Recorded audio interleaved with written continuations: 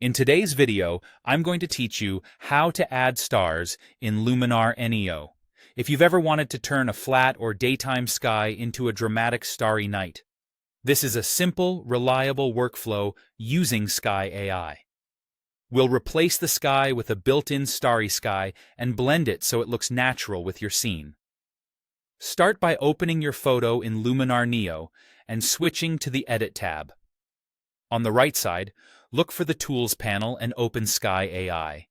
This tool is designed to detect the sky in your image and replace it seamlessly, including around trees, buildings, and other intricate edges.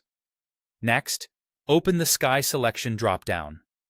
Browse the available skies and choose a Starry Night option, something like a Starry Night preset, if it's available to you.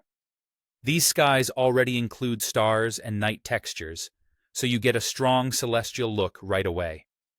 As you select, think about perspective and lighting.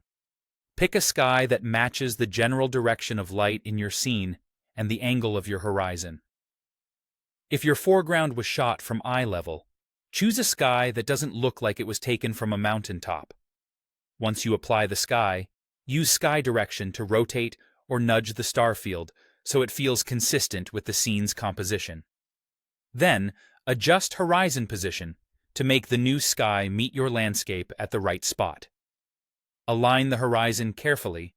Too high or too low can break the realism. Take a moment to zoom in and check edges around trees or rooftops.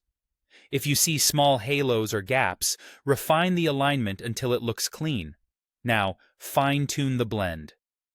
Use brightness to match the overall luminance of the sky with your foreground. If your original scene is bright, you may need to bring the sky down a bit so it doesn't overpower the landscape. Adjust. Warmth to harmonize color temperature. Cooling the sky can sell a nighttime mood, while a slight warmth can make sunset to night transitions feel natural.